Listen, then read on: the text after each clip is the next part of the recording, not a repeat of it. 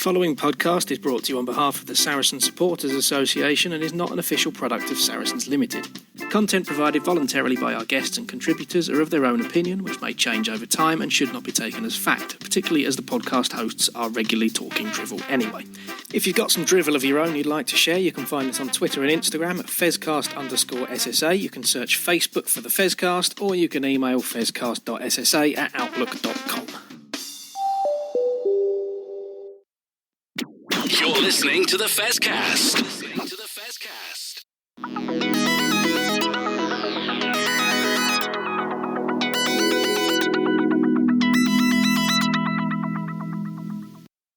Well, hello everybody and welcome to another edition of the Fezcast, and it's a big one tonight. We've got lots to discuss, and I'm being joined tonight by Jo and Jon to talk through everything that's been going on. First things first, hi Jo, this is your first proper go on the Fezcast that you were on at the start of the season, but you've been pretty busy in recent weeks, but keeping abreast of what's going on in the rugby world.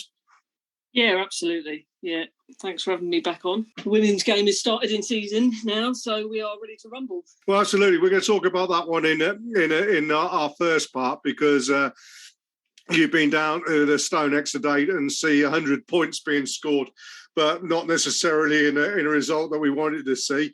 Jon, you've joined us even though your throat's rip raw from yesterday at Stonex. Well, we'll say yesterday. We're recording this Sunday night, obviously. The game against Gloucester, which we will discuss in part 4 of the show. We're going to have a quick chat. So the way it's going to be tonight's show, we've got first part is going to be about the women's game, the Red Roses squad and everything like that. Then we'll have a quick chat about the Worcester and Wasps situation and financial viability, because we all know an awful lot about financial viability. We're then going to play in our big interview. We got hold of Bazz Barrington, a club cult hero, which me and Jon interviewed earlier on in the season. And I apologise, that's the cat in the background. She's going to get involved in tonight's show. So, and then we'll finish off by discussing the Gloucester game. But yeah, Jon, your voice is a bit rough today. It is, yeah. It was. It's well worth it. Don't get me wrong. It was, but the way that game went yesterday was unbelievable. I can't remember a game where we was actually winning at half time and we won at full time, which felt like we was being battered from the first. Well, not maybe from the first minute. After about 5 minutes in, I just felt that Gloucester they got on top and they were the better team. But somehow, Fazzy's magical right foot on his birthday done the trick, and yeah, it's well worth feeling a bit rough today for, mate. Well, absolutely. Well, we'll discuss that further, as I say, in part 4. But first up, Jo, you've been, as I say, down at Stonex to watch the women's game today, and 100 points. Yeah, on the face of it, 66-33, was it? Something like that? I mean, on the face of it, that's a fun pin, but still some positives come out of the game, Jo, you said? Yeah, absolutely. I mean, we'll talk about those players that were missing, but the team that they put out there was, they had a couple of dual red players from OA Saints, they had some young players that were blood in, and some of the new signings as well. And I have to say, I was pretty impressed with a lot of the new players that we brought in, to be fair. Clearly some work to be done in some areas, and I suspect Alex will be working them hard this week. And over the next couple of weeks to get that squad gelled for the Cup, whilst the other players are away playing in Rugby World Cup. But yeah, definitely some positives out there, and nice to see probably 200-300 people come down to watch the game as well. Well, excellent. That's great. I mean, and friend of the Fezcast and Saracens Supporters Association sponsored player, May Campbell. I mean, three tries for her. So personally, she's back doing what she does best and snaffling tries from the back of lineouts, I imagine. Oh, yeah, they were all driving ones. Yeah, very, very good. May shone out. And I have to say, Grace Moore, who's Irish international, come over and joined this season. Very, very impressed by her. Played at number 8, along with Sharifa Coloso, who played at number 7. And again, Taryn Schultzer, again, another Irish international as well, who played at number 6. And that back row, I was really, really impressed with. Yeah, they had some decent play. Really nice to see Sydney Gregson back on the pitch after her injury plagued season last year. So really, really good to see her playing. And actually, young Rocky Clark got a nice run out as well. So there was some well-known faces in there and some good performances. Well, absolutely. And I mean, obviously, Bristol brought down a strong side and proved so in the scores they've done. But it does lead us on, guys, to having a chat about the Red Roses squad that was announced this week. Simon Middleton, as coach with his coaching team, obviously had a pretty difficult task in picking 32 players when you've got such great talent throughout the game in the country. I mean, we can think of, obviously, we've got the eight girls from Saracens who have gone along. So that's Hannah Bottomans going, Poppy Cleo, Marley Packer in the forwards, and then Holly Aitchison, Jess Breach, Zoe Harrison, Jan Infante, and Sarah McKenna in the backs. Interesting because obviously Jess Breach and Jan Infante we haven't seen in Saracen shirts yet, the new signings, but 8 players going over there, but players. Let's discuss. There's a couple of players who are obviously unlucky not to get the call, isn't there, Joe? Yeah, I think so. Vicky Fleetwood could quite easily have gone on the plane, but as you say, Simon Milton's got a tough job there. They probably could have fielded 2 England sides, and probably both of them would have been in contenders for being at least in the final 4, I would think. Such is the breadth of talent that he's got at his disposal. You have to look. Anne-Marie played today for Bristol Bears. Again, I think she was unlucky to miss out on selection. Mo Hunt, you could argue, again, probably a little bit unlucky given that she'd been playing really well during the Six Nations last year. But it's one of those, and the squad that they've taken over there, I think probably anything but coming back with the trophy is going to be a bit disappointing for them because they have got such a wealth of talent there. But it'll be. Yeah, I mean, John, from your point of view, that what Joe's just said there is absolutely right, isn't it? Anything less than coming back with a trophy, and we discussed this last week with Barry and Sam, it will be seen as a failure, and I think that is clear in Simon Middleton's thoughts. Yeah, absolutely. I think when you consider the 25-game unbeaten streak, which is amazing as it is, and people talking up France as potentially the team to watch out for. In England, they've beaten France, I think it's 7 times during that 25-match stretch. So, yeah, I hope the girls go well and bring it back. It'd be lovely, as you said before, Jez, on the back of what the Lionesses did. It'd be a perfect double for England this year. Absolutely, I think so, yeah. Some early starts for us all, though, coming up. 8th of October, the Fiji game is a 4:45 in the morning kickoff.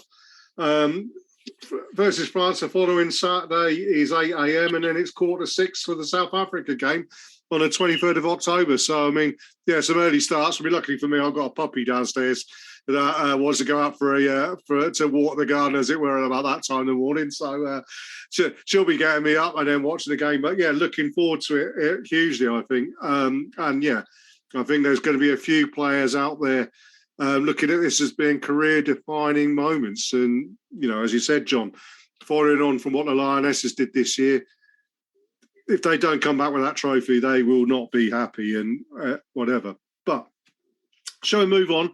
Let's have a word from one of our advertisers, and then we'll come back and have a discussion about the wider world of rugby, as we tend to do at the moment, in part 2.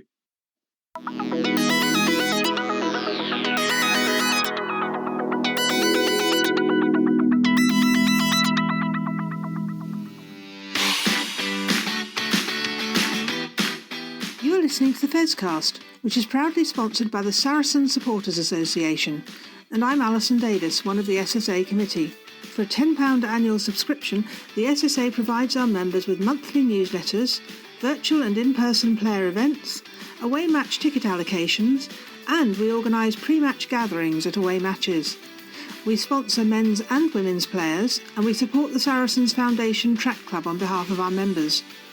On top of all that, every year we have a seasonal SSA badge, which is exclusive to members. Where else can you get that much value for a tenner? Join now at membermojo.co.uk/SSA, or come and see us on match day in the Oasis at the StoneX. This is the Fezcast. Well, welcome back to part 2 of this week's Fezcast, and time to take a look at the wider world of rugby, in particular Premiership rugby. And we cannot not talk about it, although it's not our club. The situation that we find ourselves with Worcester, I mean, we're recording this Sunday night. Worcester may yet again be thrown out of competitions tomorrow, despite them getting a win in the league this weekend against Newcastle. Wasps are looking at, trying to get out of a situation with administrators or whatever, but, they're in difficulty. The game of rugby really needs to sit down and work out what's going on. I mean, you've got various different ideas being bandied around. I mean, Rob Baxter thrown out there the whole idea of having a smaller league seems counterproductive to me. The best way of making sure that clubs can be viable is to give them more games, visibility out in the wider world, and to create better positions. And that doesn't take into account, obviously, if you do suddenly restrict it down to 8 clubs or something, where do all of these players suddenly go? I mean, Exeter Chiefs have got something like 70 players on their books. The biggest problem I've got, right, and we're going to go back to the whole thing about the salary cap, is that one club came up with an idea to say to keep wages at a reasonable level, but then to allow players find a way to maximise their earnings so that they were looked after. And instead of looking at that time and saying, OK, fair enough, it might have been against the rules, as it stood, was it not? Doesn't matter. That's been done, decided. They've thrown baby out with the bathwater, and they haven't said, what did Saracens do right? And I truly believe that if they turned around 3 years ago when this all happened with Saracens and said, OK, you've done something wrong, guys, but this is a good template going forward. Clubs like Wasps could have taken players on at less wages that they, because they're cashing checks that, they're paying checks that they can't cash at the moment, and spending $400,000 a year on Vincent Cock or whatever it may be is not economically viable when they have to give away most of their tickets to get people into their grounds. Why don't they just look at it and say, OK, that's a good way of going forward? I'm lost. John, what's your thoughts? First of all, it's just a shame, obviously, for the fans and the players and everyone involved in the clubs we're speaking about, because the thought of all of a sudden not having your club to support is quite a terrifying prospect, to be honest. But I just hope that, first of all, I hope these 2 clubs survive and they're able to carry on. Whether that's in the Premiership, in the Championship next season, or whatever it may be. But this needs to be the catalyst. Like you're saying, maybe we should have been used as an example for change before, but they really have to. It's just have to do something about it now. Which I don't. To be honest, I don't know what to say, Jess, because I really don't know. I don't have the answers myself. But if nothing changes going forward past this, it'll happen again and again, and we'll end up with no leagues, and we'll end up. I mean, if what Rob Baxter says puzzles me. Same way as it does you. I don't like the fella anyway, which doesn't help. But talking about then clubs have less home games to bring in less revenue, etc., and it snowballs. With the RFU and the way the world calendar is at the moment, all the time that's not lined up properly. It will cause problems because you're going to struggle to get fans through the gates when they know the international players ain't playing. But then at the same time, you want the international players in your squad to encourage them fans through the gate. So I really don't know. I don't know what to say, mate. It's just a very, very sad time to be a rugby union fan in England. And I hope that something gets sorted out and the future of those 2 great clubs can be resolved quickly and we can all move on from it. Absolutely. I mean, Joe, what are your thoughts on this? I mean, what do you think have you got any answers? I mean, no, I very much doubt anybody from Premier Rugby is going to listen to us 3, but I mean, surely there's got to be a better way of doing things. Yeah, I mean, I totally agree with what both you and John have said there. I mean, it's incredibly sad. You've got not just the 2 Premier clubs, but you've got their women's side as well that have been kind of inadvertently drawn into it as well. Worcester Warriors women's had a great win this weekend, 2 wins on the bounce. They've had in the cup.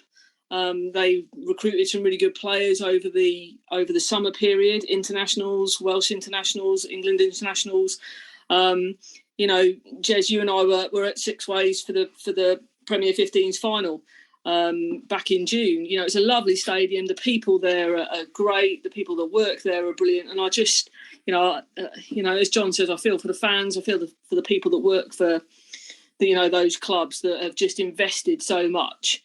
We all know how we felt when Sarries bumped back down to the Championship, and whilst it was a little bit of a hit for us, we knew that the club would still be there and come and bounce back. But it's just such an unknowing state for those two clubs, and effectively, it's not just the first men's team; it's the academy teams, it's the women's teams, the youth teams, all their affiliate teams that feed those clubs that can be impacted, especially in some of the areas. You look at Worcester as a prime example. For me, there's not many clubs around that area. Certainly big clubs. It's Worcester, Leicester, and that's the Midlands teams. Do you know what I mean? I haven't got any answers, and if I had the answers, I think I'd be earning a lot more money than I do. So, and as you say, I'm not sure anyone would listen to us three, but I'm just incredibly sad now that they can push through it and find a resolution.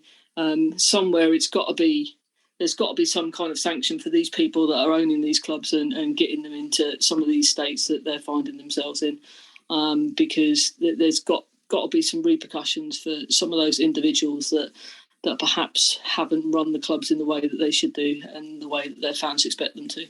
Well, absolutely. I mean, Worcester. Look at Worcester first off, a great proper club. Cecil Duckworth, the Duckworth family, very much in a similar vein to the Rays. And the fact of the matter was that they were fans of rugby. They were fans of their local club. They've had years and years of association with them. And then suddenly, obviously, things change. Somebody comes in, offers them the deal. And the people who've come in to do the deal are less interested in that or it seems to me, less interested in that community. And, the fact that winning trophies for them is second to turning over a profit. Whereas if you look at Nigel Ray, and dare I say it, Tony Rowe down in Exeter, they, as much as I can't stand Tony Rowe and whatever, he does, he's put his own money in. It's just he perhaps hasn't got quite as deep a pockets as Nigel Ray, for argument's sake. So he wants it done on the cheap, which is a slightly different thing. Gloucester and another club exactly the same. They've always been part of the community. But I see, their owners are coming out and saying, look, we don't want an increase on the salary cap because they can't afford it. Why can't they afford it? At the end of the day, running a club of any description, a sports club of any, is a rich man's game. And, as much as it goes against the socialist in me, the capitalist comes out here, if you want to own a rugby club, it's going to cost you money, like a football club or a cricket club or any sort of club, a Tiddlywinks club. It's going to cost you money to run it because that's just the nature of the beast. Wasps, I have slightly less sympathy for, simply for the fact that their move to Coventry was, I felt, arrogant, because I felt right at the start, and I said this right at the start, they moved to Coventry. And I've got a kind of very good friends of mine who are Coventry City supporters who absolutely hate Wasps with a passion. And I can completely understand it. They went up there thinking, we're going to take Premiership rugby to Coventry, and everybody who watches Coventry play rugby is going to come to us immediately. And they didn't. And to do it, they've had to chuck out free tickets left, right and centre. It was never going to work. They couldn't compete where they were with Saracens, Quins, Irish, which is another argument against Ealing Trailfighters coming up, But why didn't they find an area? They were in Wickham.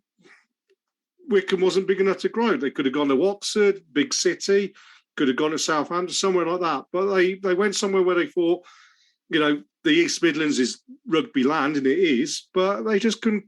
The joined up thinking wasn't there, and their owners really, they're not great people. As I say, I feel sorry for people who have followed Wasps from London to Loftus Road to Adams Park to the Rico, wherever. I really feel for those people. That's who you got. Nobody seems to really worry about that side of the things. Is that fair, Jon?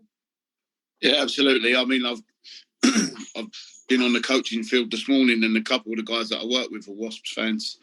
So having a chat with them about what they're going to do, and supporting their team has become such a part-time thing. Like they go up for the weekend a couple of times a year, whereas before they were there a lot more regularly, obviously. But I think Milton Keynes in the football sort of talk probably should have been a bit of a warning, especially if you're trying to keep hold of your initial fan base. Like if Saracens suddenly decided to move up to Coventry, I mean, I have to pack the season ticket in straight away. It's like upping and leaving, especially in a sport like rugby, which you tend to support your local team. From what I see, you don't get many. Like I grew up with a load of Man United fans, for example, in North Kent. I don't see any Leicester Tigers fans or Newcastle Falcons fans around my way. They are the London clubs you support, and to do what they've done, and basically, I understand that they had to do it probably to stay alive. Actually, move away from Adams Park, but like you said, they didn't need to go that far. And yeah, it's just a sorry tale from, this is a 2-time European Cup winning club we're talking about, giant club, loads and loads of legends. It's just a massive shame, mate. It really is. Well, absolutely. I think this is probably a subject that's going to rumble on and on throughout the season, not just for our podcast, but for fans' podcasts in rugby and rugby fans in general. I think, you're right. It's a crying shame. Premier Rugby are not covering themselves in glory. The RFU are not covering themselves in glory, and some of the clubs aren't, or club owners are not covering themselves in glory. Yeah, it's going to go on and on and on. Look.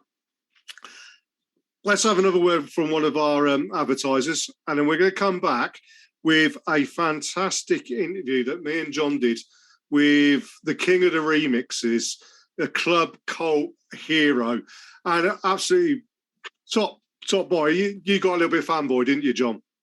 I did. And do you know what's funny? I saw him yesterday. He was at the game. He walked through the gate with Aled Davies. Right. And Charlie spotted him and he went, "Dad, can I go and say hello and get his autograph?" I went, "Go on." And he went, "Shall I tell him that my dad interviewed him the other day?" I went, "No, leave it." Well, it was a lovely interview, and yeah, we as you'll hear coming up, we chatted about his time at Saracens and also how he's getting on in France and the paucity of Guinness in Agen, where he's now living. But yeah, it's a fantastic interview. So we'll have a word from one of our advertisers, and then we'll play that interview in, and then we'll be back in part 4 to discuss the Great Escape. I think is the best way of putting it. Yeah. So anyway, over to Jon and me and Baz.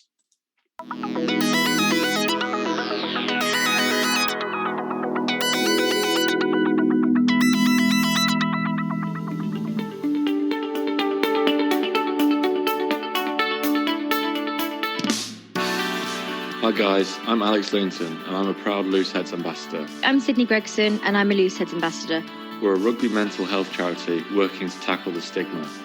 You can find us at Looseheads on all social media channels or at looseheads.co.uk. The Looseheads mission is to place a mental health lead at every rugby club. Get in touch now to find out more. Take care and enjoy the rest of the podcast. Enjoy the rest of the pod.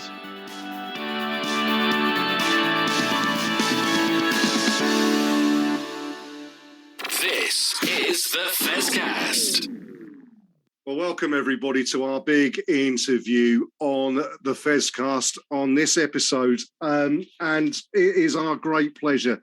This is somebody that we've been trying to get on the Fezcast for 3 seasons. One of our original club cult heroes. My dad did the eulogy to this player who's made over 200 appearances for Saracens over 9 seasons.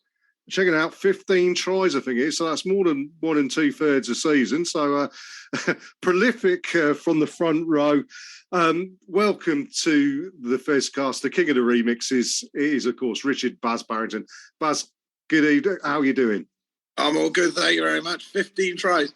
I reckon the total yardage would probably be about 14 yards, but I'll take it.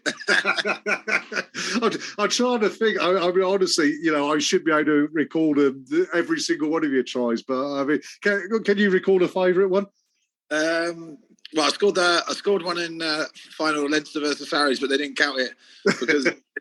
But I can remember a few from at least 2 yards out. They're the ones that I will tell in 10 years' time that I scored from the 22. But But yeah, no, I can't really remember any of them. I didn't come around often, I tell you. Well, no, before we go into it, Jon's part of this discussion today as well. Jon, you got a favourite Bazz memory? It's not necessarily one particular moment. It's just Bazz as a man. It's just like you said, a proper cult hero for all of us, and one of them men who is just an absolute privilege for us to have you at our club. And I just want to say thanks, Bazz, for giving us the best years of your rugby career, and with all of us, every single one of us, we appreciate you, mate. Top man. Thanks very much, mate. So Bazz, you joined Saracens in 2013. You came from Jersey. You'd been started off at Hartbury College.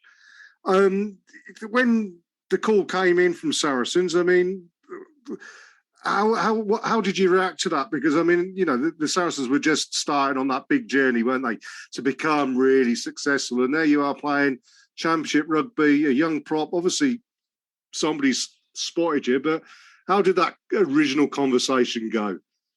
I can remember being at Jersey. I think we played our first 8 games at Jersey, and we lost 7 of them. So they changed the team up, and I was on the bench then for at least 2 months after that because they got a couple of victories. And then Ben Harvey at the time called me into the office, actually, when we had a couple of weeks off, and he was like, "Oh, mate, you're going out on loan." And I was like, "Oh, where could I be going?" I thought he was going to push me out to somewhere else because obviously I hadn't been playing a lot. And they was like, "No, Saracens want you to come over for a couple of LB Cup games."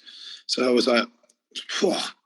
He put on my leg, and he was like, no, you're going out on Monday to go over there. And went over there and had a week.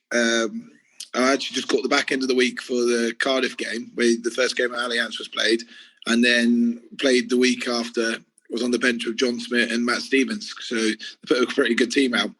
And yeah, it was just an incredible experience, really. Just like training with two legends of the game in front row, and I loved that week.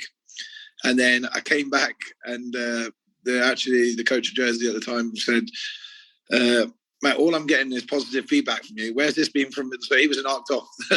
I was getting positive feedback from Saracens, and he wasn't giving me any positive feedback. So he said that Saracens would like to buy out your contract last year at Jersey and bring you across. And I was like, 100%. I'm keen as mustard. So yeah. So then next minute I was in pre-season in 2013 at Saracens and loved it. Couldn't believe it. It just feels like 6 months went so quickly. Well, so does sound a little bit like, you know, the Boys Own Hero magazines, isn't it? Like, you know, and proving that, you know, the good things happen. And I suppose you get given an opportunity like that, you make the absolute most of it. No, definitely. I had a really good get. I think I remember going down there, and Saracens hadn't won at Worcester at the time for about 3 or 4 years. They were the big bogey team for Saracens in 2012-13, around that era.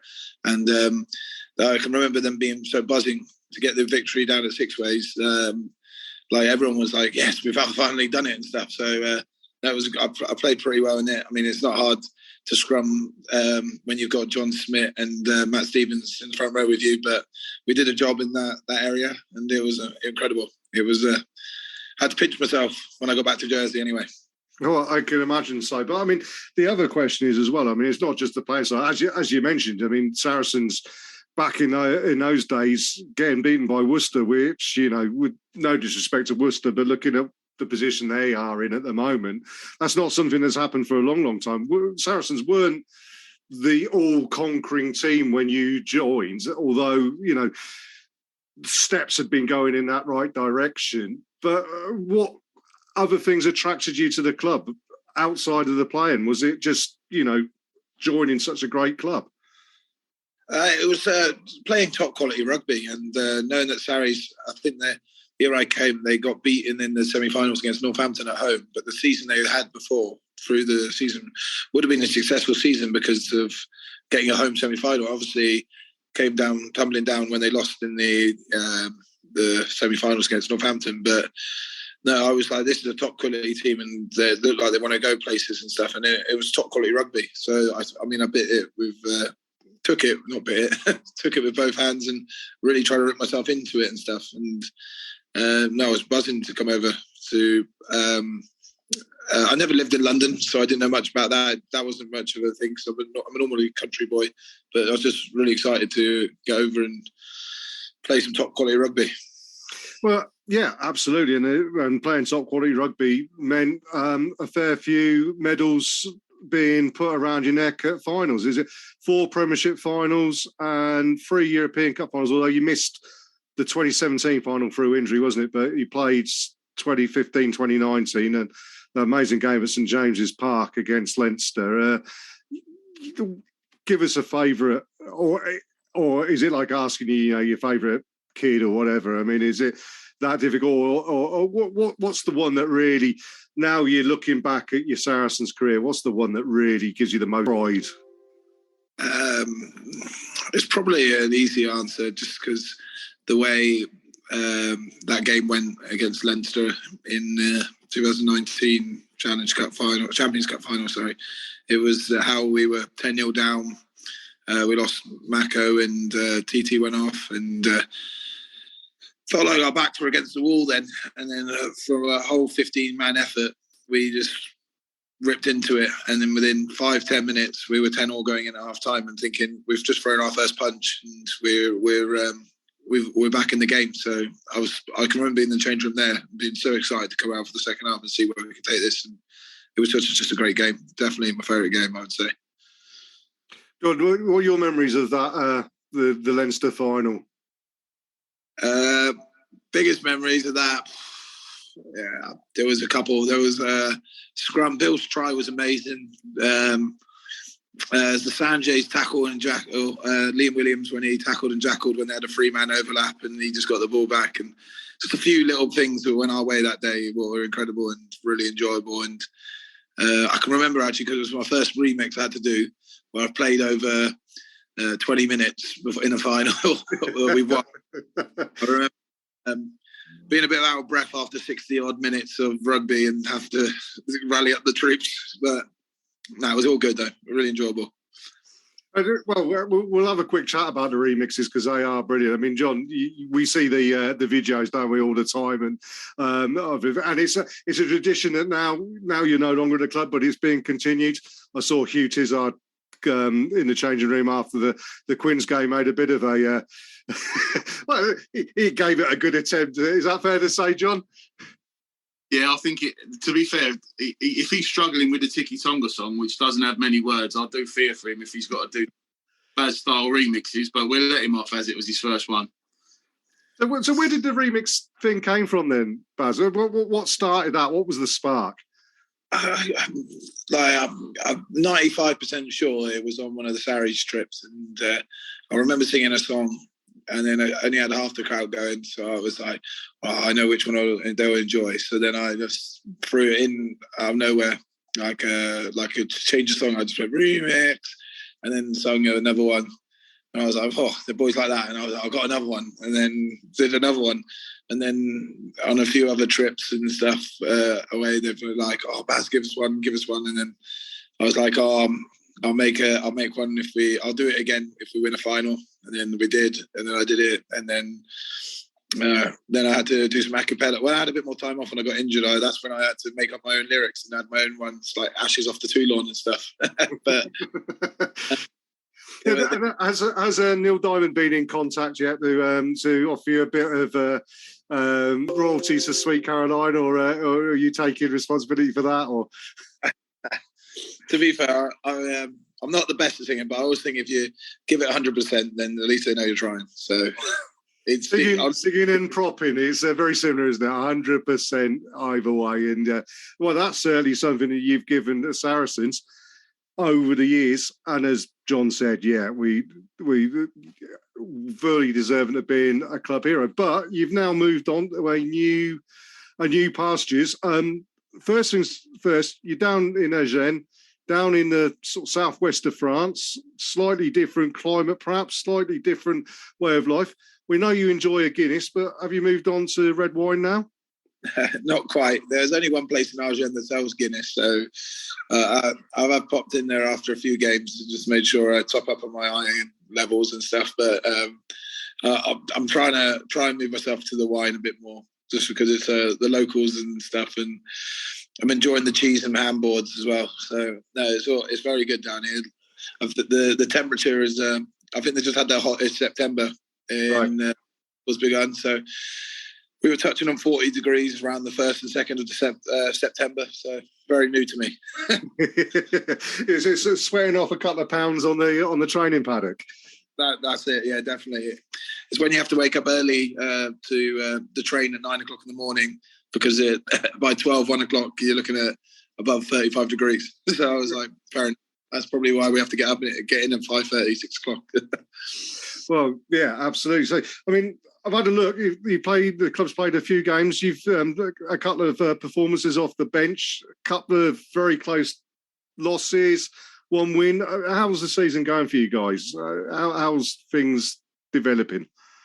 Yeah, it's been good for pre-season stuff. We had a couple of wins in pre-season. We were looking forward to the first game of the season. We played Provence away.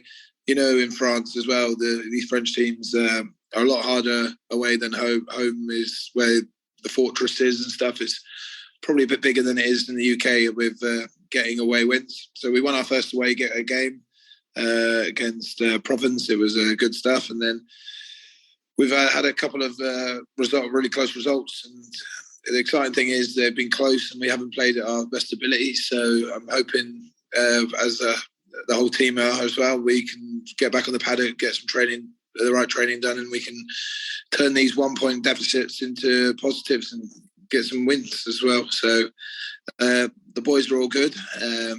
My French is coming along. It's not a great at the moment, but I'm on 4 hours of lessons a week, so I'll give it till Christmas. A bit like Officer Crabtree in Hello, Hello. I'm not sure if you're old enough to remember that, Bazz, but yeah, I mean, obviously, you know, you've gone out there. There's quite a few English players out in France. We've interviewed Hayden Thompson-Stringer on last year's Fezcast. He's over, obviously, in Brive and enjoyed it. You got Harry Sloan with you at Agen, haven't you? Yeah, Harry's just about 15 minutes drive away. It's good to have Harry here as well. There's a few other English boys, an Australian. With the Zach Frost, he was in the Academy of Saracens, I think, 8 years ago. He's over here now at Oyonnax. So there's a good few boys speak English and stuff and could help me out with French, learning French. So no, makes it a lot easier to come over here with you having them to tell me what to do when we're in training and help me out with the maps and the moves and stuff. So no, it's good having them there. I mean, I suppose that's a question on the training side of things. I mean, 9 seasons at Saracens, you had a consistency of coaching with Mark McCall as director of rugby, and then, you know, Joe Shaw and the various people who've coached all that time. You've now come away. I'm not saying you're an old dog, but I mean, it's being taught new tricks, I suppose, or new coaching ways and everything like that. I mean, has it been difficult adjusting to a different coaching setup, or? It's not been difficult. It's probably the most difficult thing is the language, but I'm learning obviously the language and stuff. It's rugby's. When it's broken down, it's pretty a similar game. It's all about physicality and who wants it more kind of thing, and who wants to run harder, who wants to run through brick walls. And being at Saracens in the last 9 years is showing you how to work hard. And I'm hoping I can bring that over to Agen and work really hard and get a few victories and stuff. Excellent. Anything you wanted to ask about the time in France for Bazz, John? I just hope that you have a successful season, Bazz, and you come back. Well, nice to see you back at StoneX one day, but maybe with a nicer tan than you would have had if you'd have stayed behind. But yeah, just wish you all the best, mate. Like I said, we really appreciate you. You've always been one of my favourite players, and just wish you all the best. And we'll be a few Agen fans in and around North London this season, that's for sure. Oh, cheers, bye. Yeah. The other question as well is: have you found somewhere decent barbers in the south of France there to deal with the bleaching, or you having to do it yourself, or Are you coming back to North London, Hertfordshire to get it done every now and then? No, to be fair, I've been using the bleach markets and doing it myself. So it's not as bleached as it used to be, but it's still quite bleached. But got Hugo. There's a Agen supporter who down here who cuts the boys' hair, who pretty much cuts the same boys and everyone's hair the same. So we're all rocking around like half a minute. Got bleach on top of mine, so I look a little bit different. It's a bit like me, Baz. When I was 5 years old, my dad took me into a barber's and said, "Have his hair cut like that." And every time I went in afterwards, I asked for a hairstyle, and I got what my dad told him 25, 30, 45 years ago. But there you go. That's the way it is. The other thing I want to say as well is we're recording this. This is going out on I think it's about the 26th of September. We're recording this the week before, but it's your birthday coming up soon, isn't it, as well?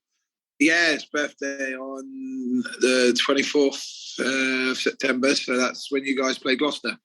Well, yeah. I mean, that's what I'm going to ask you. The last question before we go. And I mean, we recorded in the aftermath of the Quins game. Did you see the performance against Quins? Yeah, I watched it. Definitely, if I can watch any Saracens games. Unfortunately for me, we play on Thursday and Friday nights. Right. So if Saracens away from Friday night games, I'm definitely going to watch them. And I watched the game on the weekend. So what did you think? I mean, the big question here is now you're out of the camp, you can be a little bit more, well, not say indiscreet, but you can, I mean, the first 20 minutes, we were saying, when we did the preview show, we were all a little bit, we're going in cold. Everybody else has had a week to play. We've only had the one friendly. And, we're going to stuff up our jumper and grind it out. And probably our internationals aren't going to be playing. And then suddenly we came out with all the internationals and we were surprised. And then we came out and were 17-0 down in about 5 minutes flat. I mean, the second half, what a performance. No, it was incredible. And like the individuals I'm going to mention, Big Billy, I mean, he's back to his best, isn't he? Absolutely. He's got the bit between his teeth. His hands, his ball carrying and everything. And he was the well-deserved man of the match in that game, I thought. He was the turning pin from that 17-0 down to really get the game going back Saracens' way. Also, Fee McFarland as well.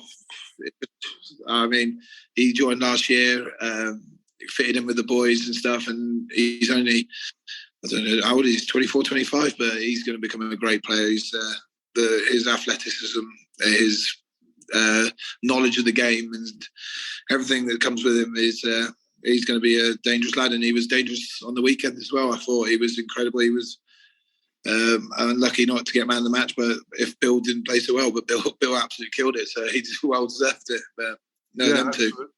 We have to be very careful on the Fezcast because it is turning into a Magic Theo loving from me in particular as an old back row myself, and I could see Theo developing into a pretty damn good number 8 at some point with his ball handling skills and as such, but as you say, Billy's there as well. But yeah, the last question I was going to ask you, I mean, you've seen the evolvement of Saracens from you joining at a period of time when they were just about going on to that successful period.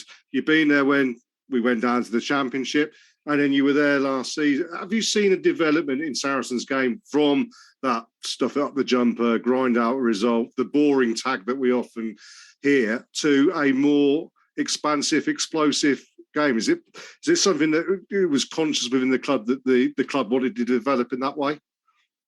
I think the club and the coaching staff, when I first joined, were bringing these tactics to games, but with the players, 10 years ago or 8 years ago, of the players they were, where their knowledge was probably a bit less experience, and then the coaches explain why they're doing it for the next game, and then because the players are a bit more mature and a bit better players, like they actually execute what the game plan is. And I think with the knowledge the coaching staff have and stuff, and the players and how they are at the moment, you don't know where the ceiling is with this team. And it's an exciting time to be a Saracens fan, and it's an exciting time to be in North London, really. So it's definitely changed, though. Like you said, it looked like back in like it looked like back in the day, though, it was more of a kicking plan.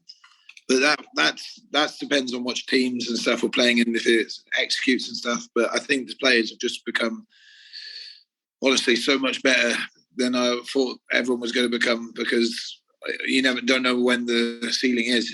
It's fascinating. I was fascinated there when I was 8 years ago, and I was fascinated when I left last year, knowing like these people like Theo coming in. I'm like, look how good this guy is.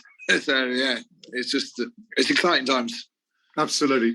Well, it's exciting times for Saracens, but obviously it's also exciting times for yourself. And as John has said already, we on the Fezcast wish you the very best in your career in Agen. We definitely hope you won't be a stranger to StoneX, and that we'll see you and you're around with a pint of Guinness in your hand at the club at some point. And everybody there will obviously be wanting to shake your hand and say hi. Because you are a club cult hero and a club legends. And thank you for spending your time to chat to us for the Fezcast. It's been greatly appreciated. Thank you for inviting me, guys. I really enjoyed it. It's reminiscing a bit on Saracens and stuff. It's always nice to talk about them, and I hope them all the luck for the rest of the season, and good luck for Gloucester, or actually it'll probably be Leicester, won't it, when this comes out, but good luck for all of them. Yeah, absolutely. No, all the best, mate. Thank you very much for joining us. And as I say, we'll keep a keen eye on your career. And as John's pointed out, there's a few Agen fans now in North London and the surrounding area who will be following your progress with great interest over the next couple of seasons or so. Oh, thank you very much, guys. Looking forward to coming back and saying hello to you guys. Perfect. Brilliant. Excellent. Cheers, Baz. Cheers. This is the Fezcast.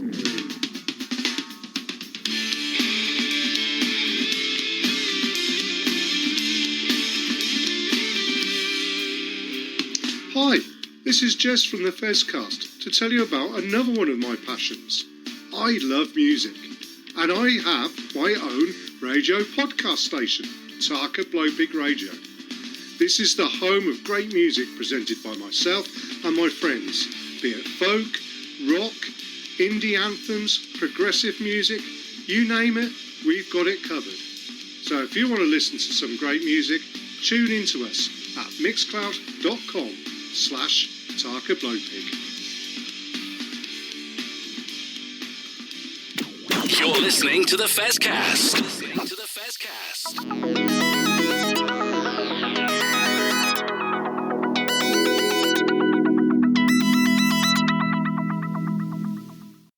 Welcome back to our final part of this week's Fezcast with me, Jez, and Jon and Jo. 3 J's there, I just realised that, blimey. Anyway, fantastic interview there with Baz. Lovely guy, and we'll try and get him on more regularly. I'll have a chat with him and see if he'll become our French correspondent, as it were, and we'll get him on later on in the season to see how things are going. But fantastic to chat to the guy, and as I say, for Jon to blow smoke up his backside a little bit as well, which is well deserved, isn't it, Jon? I would say so, mate. Yeah, you don't get when a cult hero comes, especially generally a cult hero. Sometimes I feel like it's a little bit of a derogatory term because he's a legend to me, but to most people, I think he's a cult hero, and that's generally because a cult hero is generally so because they're not actually the greatest of players, but you just love them as a fan of the team that they play for, and I think that's probably where Baz sits, but he sits proudly right there for me. Absolutely, 100%. Well, talking about club heroes, yesterday, one of the greatest club heroes stepped up, nerves of steel, and slotted a conversion to win a game in red time in a game that, quite frankly, we probably should have lost. Is that fair to say, Jo? Well, I watched it on the telly box, and I have to say I was a bit like yourself. 2 minutes left to go, and I thought that's probably that. But good old Wolfie pulls it out of the bag. Well, absolutely, he did, didn't he? I mean, Wolfie comes up, and then Faz, obviously, with on his birthday, slots conversions from wide out to win the game. It's an interesting one. I mean, the first 5 minutes, you suddenly thought Max Malin's try, there was Faz's slicing like a knife through butter, splitting the Gloucester defence all over the place, and you really did think, I thought, after the first 5 minutes, here we go, it's a cricket score coming. But then credit to Gloucester for actually, the one thing I used to hate when I came off a rugby field was when you'd been beaten and an opposition player would say, yeah, well stuck at it. I just so wanted to give them a smack at that point, knowing full well that it was pointless because you'd just been beaten on the pitch. So, I mean, you're not going to win anything. So you didn't. But being told that well stuck at it because you came close. But Gloucester stuck at their task manfully and did show a way in which to get at Saracens. The fact that Adam Hastings looked good for 60 minutes is enough of an indictment on how badly we did play at points in that game. Don't you think, John? Well, Adam only played well because his old man was there to watch him. I saw him just after us. But yeah, it was one of them games where thankfully they don't happen too often because I don't think my blood pressure or my heart would actually stand it if it was like that every week. But going in at half time up by 3 points, I was like, right, they've had their go now. We kept them at bay for large parts, although they did score a couple. And you go, right, we'll be all right because Mark McCall will say what he needs to say at half time. We always dominate the first 20 minutes of the second half anyway, so I'm not worried. And then by the 60th minute yesterday, I'm going, oh, God, I wonder what time the shuttle buses start running back to Mill Hill because I think I've had enough. And, yeah, absolutely superb. That is why we love sport. Not just rugby, but that's why we love sport for moments like that because Charlie and I will remember that for years to come, that last minute. And it was nice to, obviously we had it happen to us back in June at Twickenham, and it was nice to feel what it feels like again to win with the last kick of the game. So all in all, a lovely afternoon. Happy journey home. And, my throat's still knackered. So, yeah. It's an interesting thing. I mean, I made comment yesterday on our WhatsApp group that actually what I feel, and again, I am loath, as many of us are, to criticise referees yesterday, but I do think we need to mention the referee. And also mention the referee from the Chiefs Quins game today, which I don't think the referees have covered themselves in glory this weekend. And Craig Keys-Maxwell, I don't know what you felt, Joe, but watching it on the telly, as it were, listening to the commentary and picking up the TMO, I felt the TMO refereed that game yesterday. Yeah, it seemed to be every single thing seemed to be referred to the TMO. And I have a little bit of a bee in a bonnet and around TMOs. They have their uses, and I think that it's right and proper that they're there to be able to pick up things that they need to pick up. So if there is foul play off the ball, if there is, head injuries, all of that kind of stuff, I absolutely get that. But a referee should be able to referee the game and be confident in making their decisions. And they should not be referring, in my personal opinion, to the TMO every 2 seconds. It just doesn't. No, and the other thing I felt with Maxwell Keys yesterday was that certainly from the start of the second half, he penalised Saracens a lot more than he penalised Chiefs, Gloucester, sorry. For probably 30 minutes of the second half, we were on the back end of some, I don't want to say questionable decisions, but decisions that the team obviously took a long time to work out what was going on and what was expected of them from the referee. And I think that comes down to poor communication from the ref, But once Saracens have worked out what he wanted and played to it, he then realised that he could also penalise Gloucester because there was a lot of stuff that Gloucester were getting away with that I felt perhaps, a different referee would have seen it a different way. Gloucester's problem was they didn't have half an hour to work out what was happening because when he started penalising Gloucester, he'd forgot immediately about Saracens. And there was no consistency. It wasn't, there was a couple of things that Saracens did.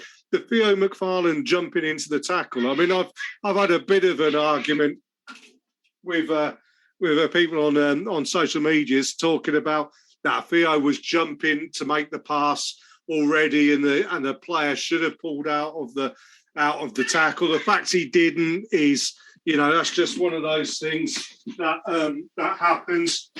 And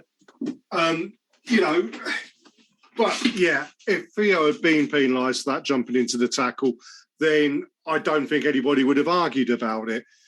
But he did. He switched allegiances almost. I felt did the ref, and Gloucester didn't have 30 minutes in which to work it out. They had 5 minutes, and they couldn't work out those 5 minutes.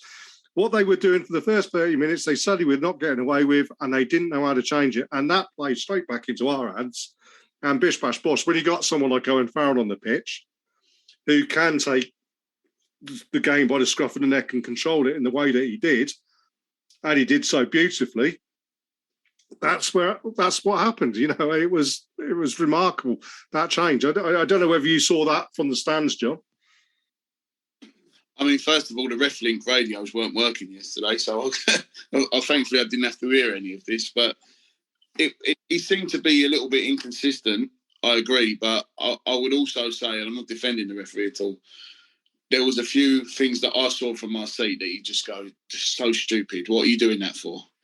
There was a few in at the sides and stuff, which you just go, I get its frustration. And at the time in particular, there was one that Alex Lazowski did in the second half where we were 16 points behind, and I get it, but then you're giving them a penalty on halfway or whatever it was, and you just go, just stop being rash, stop giving the referee contentious decisions to make, and hopefully that'll be the starting block for trying to turn it around. And thankfully, I mean, I've not managed to rewatch the entire game yet, I've only seen the highlights, but thankfully the penalties that Farrell kicked a touch and we scored those two Wollstonecroft tries from went our way, and ultimately we can be happy with the result. But yeah, I don't think neither side nor the referee really covered themselves in too much glory yesterday.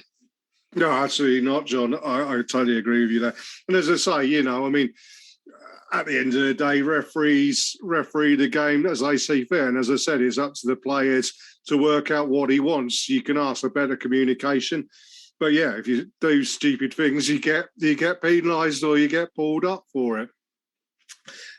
Next question is, though, I mean, who stood out yesterday? I want to bring one name into the frame as someone it's the scrum half position. Okay, it's been a difficult one because we're talking about replacing some quality players at scrum half over the years in Neil de Kock and Richard Wigglesworth and Ben Spencer. Alan Davis last year stepped up. The year in the championship, he stepped up, really performed. This year, he's been on peripheral. He's obviously now injured. I thought Ivan Van Zyl stepped up Saturday and was a very consistent performer the whole way through. His speed of delivery at ruck time is phenomenal. Is that something you see, Jay? Yeah, I think the overall team performance is good. I agree with you. I think there's some more speed and that still to come. We're still fairly early on in the season, but yeah, I was impressed by a few players that came across. Certainly through the telly box. I think it's always a bit difficult to analyse it unless you're pitch side some of the time. But no, I think overall that they played really, really well. But I was dead pleased for Wolfie getting those two tries, and he actually almost seemed surprised at the end that he'd got across the try line on a couple of them. But fair play to him. And then, as you say, Faz was brilliant and held his nerve at the end, which we're used to him doing that now. And it becomes more of a surprise when he misses rather than he gets it over. So, but yeah, the nerves were still jangling a little bit right towards the end there. But no, fair play to Gloucester. I think they did pretty well as well in terms of, as you say, sticking at it. I know they probably were disappointed on the bus at the way home because they could have easily walked away with the win against a strong Sarries team. Absolutely, I think, yeah, and you're absolutely right there. Yeah, it is early on in the season. It is only the second big competitive game of the season. Big test coming up next game with Tigers at the StoneX. I think Mark McCall in his post-match comments made it clear that we can't have too many performances like that, giving quality sides head starts like we did with Quins, like we've done, not a head start with Gloucester, but allowing them to get a lead. You know, as I say, I think everybody's heart, blood pressures will go through the roof if we have to do another comeback like that against Tigers, who are the masters of closing out, as we found to our own cost in the final last year. So, yeah, I think there's going to be an awful lot of attention to accuracy more than anything else. You can see that they want to play a style of rugby. And when it clicks, by God, it's going to be impressive. But you can't not play that style of rugby if it's not going to click. And, yeah, I think they really got to up that. The other person I just wanted to mention quickly as well, Jackson Ray came on and gave big energy to that back row when he came on. I think that's probably going to be his lot for the next season or so, as being that impact player coming on, bringing a bit of experience to the tail end of games, being, like Eddie Jones says, a finisher. Tigers, we really got up the levels again, don't we, John? We do, but it's the ironic thing is we've taken, is it 4 more points from the 2 games we played this season than we did the corresponding fixtures last year. I think we had it weren't a bonus point win at the Stoop last season, and we got, I think it was 2 points we got from Gloucester at home. This time we got 5, and this is the weird thing. If you think about how many points what have we conceded? 70 odd points in 2 games, 60 odd points.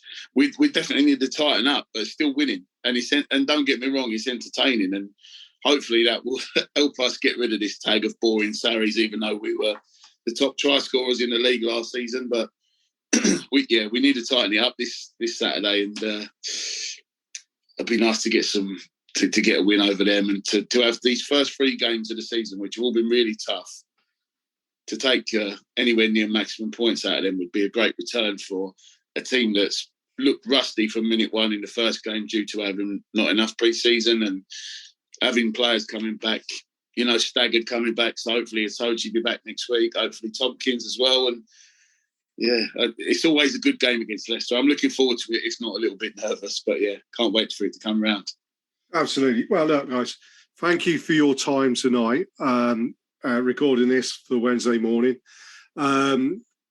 We've seen lots of points. Hopefully we'll see lots of points next week, certainly in the left-hand column for Saracens as opposed to Tigers. But yeah, thanks for your input. Thanks also to Bazz Barrington for joining us and having a chat with us and everything like that. And yeah, Matt will be back in the hot seat next week. I'm going to have a week off, I think. So the next show will be going out on the 5th of October. Blimey, we're into October already. So keep your eyes on the social medias for any announcements on guests that we might have coming up. But yeah, Joe, John, thank you for your time. And thank you, everybody, for listening to another edition of the Fezcast. Cheers, Jez. Cheers, John. Lovely. Up the Sarries. This is the Fezcast.